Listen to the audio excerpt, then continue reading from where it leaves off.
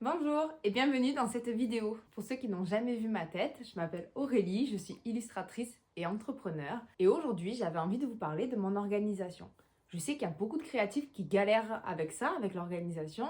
Et en fait, je voulais vous montrer une organisation réaliste, une organisation qui est testée dans la vraie vie. Donc cette vidéo, ce n'est pas autour d'une méthode parfaite, universelle, mais plutôt d'un système que j'ai construit petit à petit en 2025 grâce à des essais, des améliorations et que j'utilise maintenant pour organiser mon année 2026. Donc dans cette vidéo, je vais vous expliquer comment mon organisation a évolué au cours de l'année 2025 et du coup mon organisation pour 2026. Donc en 2025, j'ai tout mis dans ce carnet. Donc vraiment, toute mon organisation était là. Je le remplissais en chaque début de mois et tout au long du mois. Et j'ai gardé ce qui marchait vraiment. J'ai amélioré ce qui fonctionnait pas tout à fait et j'ai vraiment supprimé ce qui me démotivait, ce qui mettait trop de temps à planifier finalement plutôt que d'avancer sur mes projets. Et du coup, il y a des jours, voilà, en début d'année où j'ai pas mal écrit et finalement ça ne me correspondait pas. Et petit à petit, j'ai vraiment trouvé mon organisation, les pages que j'utilisais ou pas dans ce carnet et ce qui faisait vraiment avancer sur les projets. Et je vois beaucoup de vidéos sur YouTube avec l'organisation parfaite, comment vous devriez faire, des templates à remplir, etc. Mais vraiment, je pense que l'organisation, elle doit s'adapter à nous et pas l'inverse. C'est pas à nous de nous adapter à une certaine organisation. C'est super dur de faire ça. Et donc, mon objectif, c'était pas d'être organisé comme il le faut, mais c'était d'être organisé de manière à ce que ça me fasse avancer sur mes illustrations, sur mes projets. Et c'est vraiment les 3 derniers mois de 2025 où j'ai vraiment trouvé une organisation qui était plus stable, qui me permettait d'atteindre mes objectifs et de rester motivée. Ça m'a permis vraiment de voir évoluer certains projets qui stagnaient jusqu'à maintenant et de me libérer de la charge mentale. Donc voilà, ça c'est la page de décembre avec le calendrier du mois que je remplis au fur et à mesure, semaine par semaine généralement, avec ma liste d'objectifs du mois qui est quand même dans la continuité de mon année et avec plein de notes sur le côté que j'efface au fur et à mesure. Et donc vient fin 2025 en décembre où j'ai fait mon bilan annuel, professionnel et personnel et où j'ai construit ce que je voulais faire pour 2026. C'est-à-dire je me suis posé la question, qu'est-ce que j'ai envie de monter comme projet en 2026, quel type d'illustration j'ai envie de faire, comment j'ai envie de faire évoluer mon entreprise, comment j'ai envie de communiquer, etc. pour définir quelles vont être les grandes lignes de cette année. Et pour fixer mes objectifs, je l'ai fait de différentes manières. Premièrement, j'utilise une méthode qui s'appelle SMART, c'est-à-dire que les objectifs doivent être mesurables et réalistes en fait. Donc les objectifs SMART, c'est spécifique, mesurable, atteignable, réaliste et temporellement défini. Donc voilà, quand on fixe un objectif ou une tâche, il faut que ce soit quelque chose de très concret, détaillé, alors pas forcément détaillé dans le moindre petit détail, mais que ça vous parle à vous, que ce soit pas quelque chose de très flou. Il faut que ce soit mesurable, donc quel tracker, comment vous allez pouvoir savoir que vous l'avez atteint cet objectif, que ce soit atteignable et réaliste. Voilà, il ne faut pas viser la lune si vous êtes débutant, enfin clairement.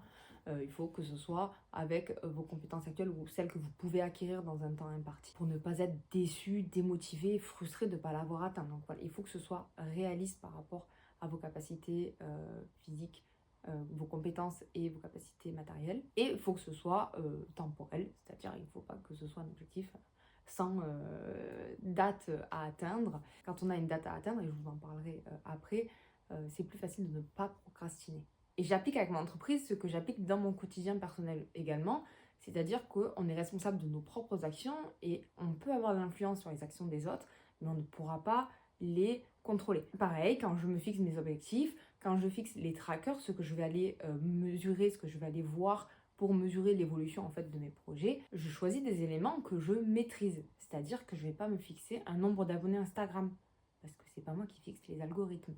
Mais par contre, je vais me fixer un nombre de posts à créer. Et comme tracker, je ne vais pas regarder le nombre d'abonnés, mais je vais regarder le nombre d'impressions pour voir quel post a marché ou pas, et quel type de post je dois faire, combien j'en ai fait par semaine, etc. Je ne vais pas regarder le nombre d'abonnés sur mon compte Instagram pour la simple et bonne raison que je m'en sers de vitrine, je m'en sers pour me faire connaître de l'Instagram. Et donc, ce qui est important pour moi, c'est le nombre de fois où l'on m'a vu. et pas le nombre de personnes qui vont peut-être me voir au quotidien. Et de faire ça sur ces objectifs et ces trackers, ça me permet à moi d'être moins frustrée, de rester motivée et d'avoir de la régularité. Pour fixer mes objectifs, je ne vais pas fixer 3 grands objectifs, ça ne me correspond pas. Je fixe des objectifs de création, c'est-à-dire les projets que je veux mener, les illustrations que je veux faire. Je me fixe des objectifs de communication, comment je vais communiquer, comment on va me rencontrer, me repérer, comment on va me connaître. Et je me fixe des objectifs financiers, quel chiffre d'affaires je veux avoir et par quels moyens. Et bien sûr, de ces 3 grosses catégories et de tous les objectifs qu'il y a dedans, je choisis mes priorités dedans, c'est-à-dire je ne me restreins pas dans le nombre de projets, d'objectifs que je mets, mais par contre je mets une priorité. J'essaye d'évaluer le temps par objectif et je sais à peu près combien je vais pouvoir en faire dans l'année et je priorise surtout. Une deuxième chose que je fais, je ne me fais pas des objectifs annuels. Pour moi, décembre, quand on est en janvier, c'est très très loin. 12 mois, ça me paraît tellement irréalisable. Donc je fixe pour juin. 6 mois, ça me paraît plus concret, plus facile à atteindre et plus facile à découper. C'est-à-dire que quand j'ai un objectif dans 6 mois ou même dans 3 mois, je m'en fixe des fois 3 mois après, pour trimestre, j'arrive à me dire, ok, bon, ben, sur 6 mois, je peux découper en 6 étapes, une étape par mois, ou je peux me dire, ben, je fais d'abord ça, puis ça, donc je ferai ça en janvier, puis en février. Voilà, alors que sur une année, je vais avoir tendance, je crois que ça s'appelle la loi de Parkinson, c'est-à-dire de repousser les choses, de ne rien faire tout début de l'année, et puis de tout faire à la fin. Donc voilà, j'essaye de me fixer plutôt des objectifs biannuels que annuels. Et une chose que j'avais appris là-dessus aussi, c'est que quand on arrive à terminer des tâches, quand on arrive à mener à bien des projets, ça nous procure de la dopamine qui est essentielle pour notre motivation. Donc j'essaye de ne pas avoir tous mes gros projets qui vont finir en juin, mais j'essaye d'avoir des projets qui finissent un peu tous les mois pour rester contente, motivée et continuer à avancer dans mes projets, dans mon entreprise. Donc voilà, j'ai fait mon bilan en 2025, j'ai fixé mes objectifs pour 2026, enfin surtout pour juin 2026. Et je voulais de nouveau avoir un carnet pour m'organiser, sachant que ça c'est un carnet vierge à la base, hein, dans lequel je dessine beaucoup d'ailleurs. Et j'en avais marre, en fait, je voulais pas refaire tous les mois un calendrier sur le côté, perdre du temps à retracer les choses. Donc j'ai voulu créer mon propre carnet et le faire imprimer. Donc j'ai choisi de l'imprimer via Amazon KDP parce que je connais très très bien ce site. Voilà, je voulais que ce soit tous les mois un gain de temps, mais malheureusement, il y a un problème technique avec Amazon KDP. Je suis en relation avec le service client depuis plus d'un mois et ça n'avance pas.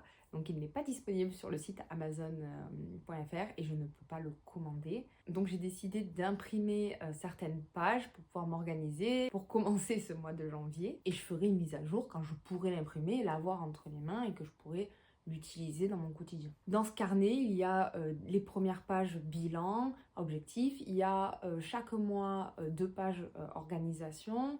Il y a des pages de notes, par exemple si je suis des formations ou si j'apprends quelque chose, une compétence, une manière de faire quelque chose, je vais le mettre dans le carnet. Tout ce que j'aurais besoin d'écrire et que je ne rentrerai pas sur Notion, en fait je vais les mettre dans ces pages de notes. Après, il y a 2 pages de dessin, parce que j'aime bien dessiner quand même sur mon carnet, et je vois l'évolution aussi des dessins chaque mois, ça me met un peu le mood du mois dans mon carnet. Et une double page également de bilan mensuel, et je vais vous présenter ces pages-là. Ah, une chose dont je n'ai pas parlé, c'est la roue de l'entrepreneur. C'est quelque chose que je remplis 2 fois par an, donc en début d'année et vers juin. Et bon, cette année, c'était catastrophique parce que le perso a bien pris le dessus sur mon entreprise. Mais voilà, donc je remplis la roue de l'entreprise sur différentes catégories. Et ensuite, je remplis un tableau de ce qui a marché dans chaque catégorie et de ce qu'il m'a manqué dans cette catégorie-là et que je vais devoir du coup travailler pour les 6 mois futurs. Donc voilà, c'est une petite roue qui me fait très plaisir de remplir, qui me permet de voir mon évolution et de faire un bilan très rapide sur ce qu'il me faudra améliorer prochainement. Et donc ensuite, j'ai cette double page avec le calendrier mensuel et mes objectifs et une petite partie notes où je note les petits détails de ce que je dois faire, les tâches en soi, et que j'efface au fur et à mesure. Donc voilà, pour janvier, ça se présente un peu comme ça. Je barre les jours où je sais très bien que je n'aurai pas le temps de travailler, où j'ai d'autres impératifs, comme des projets personnels ou comme mon autre métier. Et ensuite, je marque mes objectifs qui resteront du coup gravés pour tout le mois. Et à côté, je me mets toutes les tâches en fait que je vais faire prochainement pour tel ou tel objectif. Je les trie par priorité et ça me permet de me repérer tout le long du mois. Et donc, à la fin du mois, je remplirai ces deux doubles pages. C'est quelque chose que j'ai fait tout 2025. Premièrement, je remplis la liste des réalisations, c'est-à-dire ce que j'ai pu achever ce mois-ci. C'est vrai que des fois, on n'a pas fini de projet, mais on a fait des petites choses par-ci, par-là. On a pris des grandes décisions.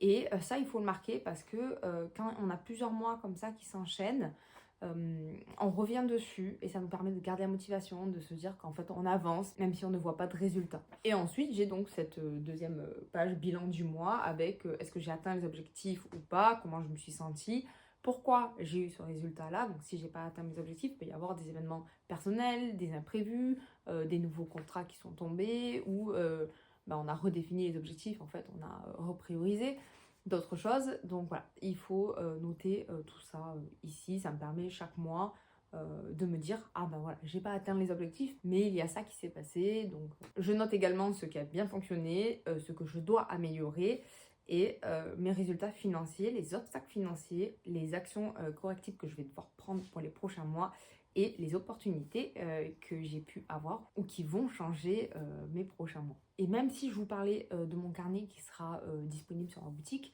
vraiment, moi, je vous conseille de créer votre propre système, de créer votre organisation qui sera adaptée à votre vie personnelle et professionnelle, à vos projets, à votre manière de fonctionner, de réfléchir, à votre manière de fixer vos objectifs. Et je pense que je pourrais faire plein de vidéos sur la bonne organisation, mais ça sera toujours ma bonne organisation. Et il y aura toujours une organisation qui fonctionnera pour vous. Donc voilà, vraiment, n'hésitez pas à créer un template, même si vous le faites à la main et que vous le photocopiez chaque mois, ou que vous le fassiez sur Notion, ou que vous le fassiez sur Canva et que vous l'imprimiez.